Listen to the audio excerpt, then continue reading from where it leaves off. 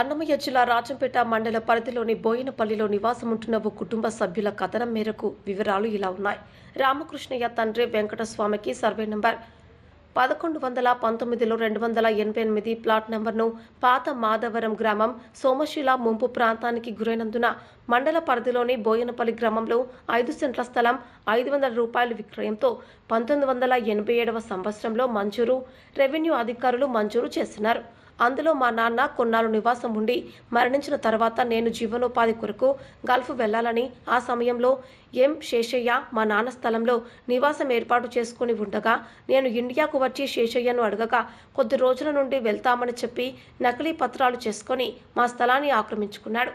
మా స్థలం ఇవ్వమని అడగక పోలీసులతో మమ్ములను ఇబ్బందులు పెడుతుండడంతో గత సంవత్సరం నుంచి నేను ఆర్జీలు ఇస్తూ రెవెన్యూ కార్యాలయం చుట్టూ తిరుగుతూ రెవెన్యూ సదస్సుల్లో ఆర్జీ ఇవ్వక తహసీల్దార్ విచారణలో ఎం సుబ్బారాయుడుని మీకు స్థలం ఏ విధంగా వచ్చిందని ప్రశ్నించగా వారు మా వద్ద 2000 రూపాయలకు కొన్నామని చెప్పడంతో తహసీల్దార్ పత్రాలు చూపించమన్నారు.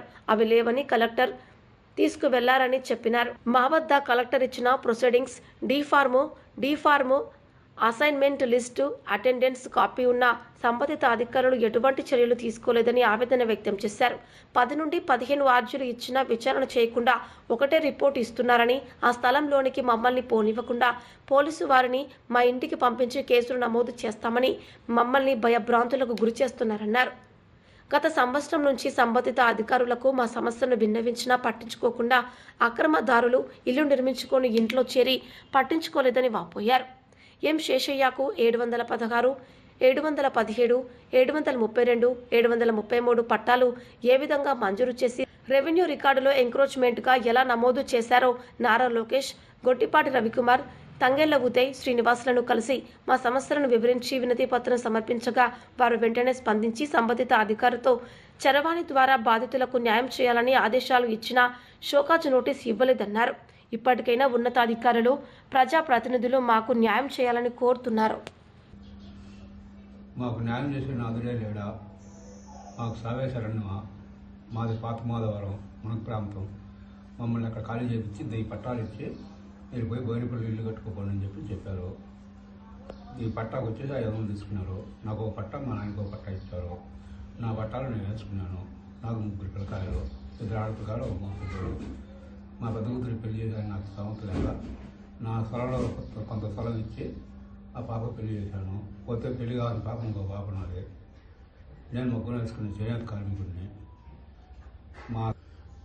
నేను బతుకుదేరు కోసం గర్భదేశం వెళ్ళాను.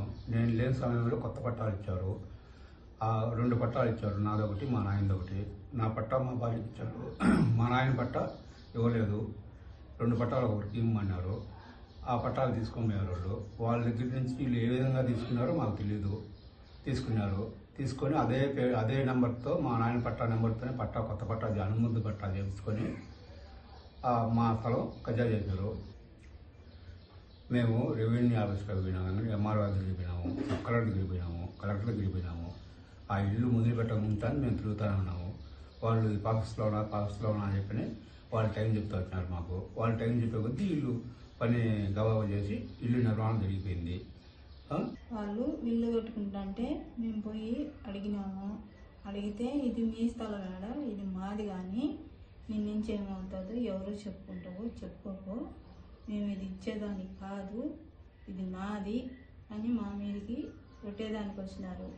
సరేలే అని మేము ఎంఆర్ఓ ఆఫీస్కి సబ్ కలెక్టర్ దగ్గరికి పోతే వాళ్ళు ఏమన్నారు, మీదైతే మేము పడగొట్టైనా మీది మీకు ఇప్పించుతాము అని చెప్పారు. మళ్ళీ ఇది మా స్థలము, ఏమన్నా మీరు ఇచ్చేది చేసుకోకండి. మా మీద 2-3 టూర్లు పోలీసు కంప్లైంట్ ఇచ్చారు. పోలీసు వాళ్ళు కూడా మా ఇంటికాడికి వచ్చారు. ఈ మాదిరిగానే మీరు ఇల్లు కట్టుకోవట్లేదు అని చెప్పి అన్నారు. లేదు సార్ మేము పోలేదన్నాము. అదే పోవాకండి, పోతే మీ మీద కేసు ఫైల్ చేయాల్సింది వస్తుందని చెప్పి పోలీసులు మమ్మల్ని బెదిరించారు.